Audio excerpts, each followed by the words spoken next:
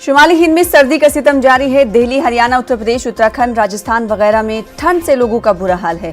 दर्जे हरारत में लगातार गिरावट दर्ज की जा रही है। घने कोहरे की वजह से रात और दिन में बराबर का समा है।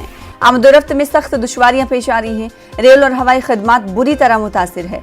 करीब 16 रेलगाड़ियां काफी ताखीर से चल रही हैं, जबकि कई मुसाफिर तैयारे रद्द हो चुके हैं। इसी दरमियान पटना एयरपोर्ट पर मुसाफिरों के हंगामे की भी खबर है। तो कोहरे और ठंड की वजह से हवाई और आमदोरफ्त पर असर पड़ रहा है, रेल खदमात पर असर पड़ रहा है। दिल्ली में इस वक्त क्या कुछ हालात हैं, क्योंकि 9 बज चुके हैं। हमारे साथ हमारे नुमाइंदे सुशील पांडे जुड़ रहे हैं इस खबर पर मजीद अपडेट के साथ। सुशील, बताइएगा दिल्ली का पारा क्या कुछ कह रहा है?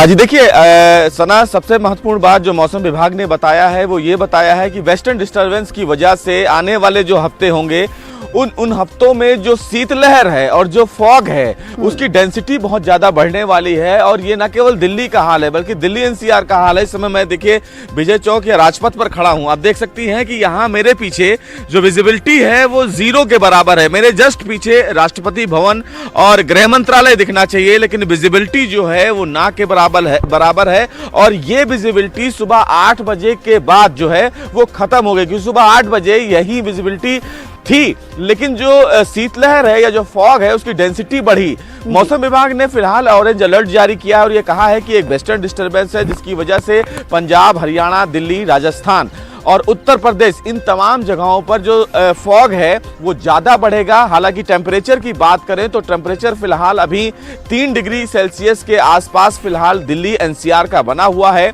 लेकिन जो हवा है वो हल्की चल रही है, इसलिए जो ठंड है उसमें गलन जैसी स्थिति प्रतीत हो रही है। यानी कि अगर आप बाहर निकल रही हैं शना, तो आपको हाथ अपने जैकेट में या फिर आपको ग्लव्स पहनना पड़ेगा, इतनी ठंड है।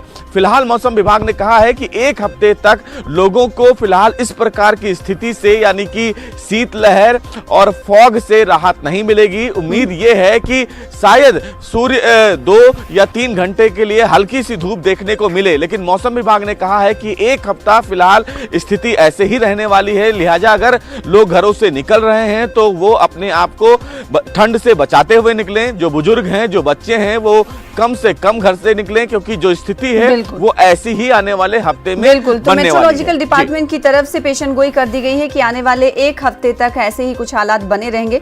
और जब मौसम खराब होता है सुशील पांडे, तो इसका असर कई चीजों पर पड़ता है। हवाई खदमात की बात कर लें या फिर रेल खदमात की बात करें, तो इस हवाले से क्या कुछ जानकारी?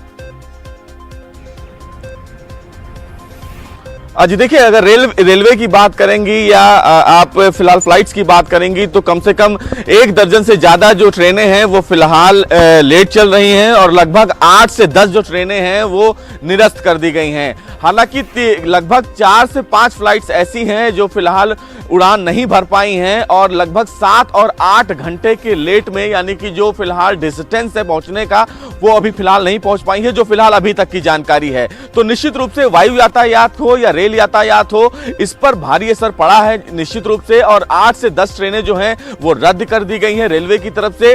तो अब उम्मीद भी यही है कि जिस तरह स्थिति है, इस स्थिति को अगर देखें तो निश्चित रूप से आने वाले दिनों में भी जो ट्रेनों का काफिला है या जो वायु यातायात है उस पर आसार ज्यादा बढ़ने वाले हैं, क्योंकि बिना फॉग और इस तरह की स्थिति को देखते हुए ट्रेनों का जो परिचालन है या वायु यातायात का जो परिचालन है उस पर खासा असर देखने को जरूर मिल रहा है। बिल्कुल, बेहद शुक्रिया सुशील, तस्वीरें दिखाने के लिए और अपडेट फराहम करने के लिए।